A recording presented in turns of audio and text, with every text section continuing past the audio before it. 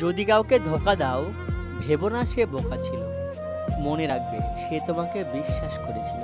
কাউকে কাঁদিয়ে যদি নিজেকে বড় ভাবো, সেইটা হবে বড় ভুল। কারণ বিধাতা কষ্টটা কারোর জন্য চিরস্থায়ী করেনি। অভিশাপ বলে একটি বাক্য আছে, আর সেই কষ্টের অভিশাপে একদিন তুমিও কাঁদবে। যে মানুষটিকে তুমি দেখেছো, সেই মানুষটিকে তুমি যদি ভালোই না বাসতে পারো, তাহলে ঈশ্বরকে কিভাবে ভালোবাসবে? ঈশ্বরকে তো কখনো দেখোইনি।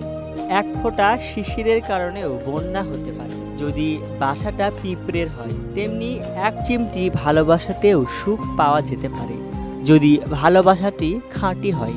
প্রথম দেখায় কখনো ভালোবাসা হয় না, যা হয় তা হলো ভালো লাগা, আর সেই ভালো লাগা থেকে সৃষ্টি হয় ভালোবাসা।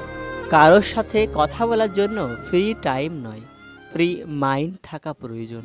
একটা মেয়ে একটা ছেলেকে যত বেশি ভালোবাসবে, তার চোখের দিকে তাকাতে সে তত বেশি লজ্জা বোধ করবে।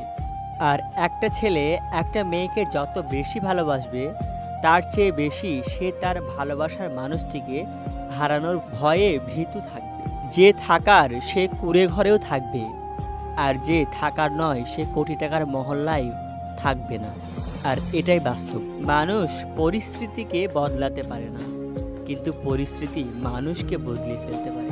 হারিয়ে যাওয়ার মানুষের কষ্টের থেকে পাশে থাকা মানুষের অবহেলা ওর থেকে অনেক বেশি কষ্টদায়ক। সবাইকে খুশি করতে করতে নিজের মন থেকে কবে খুশিটা চলে যাবে নিজেও ধরতে পারবেন না। তাই সময় থাকতে নিজেকে নিয়ে ভাবতে শিখুন, নিজের মনে নিজেকে নিয়ে খুশি থাকতে শিখুন।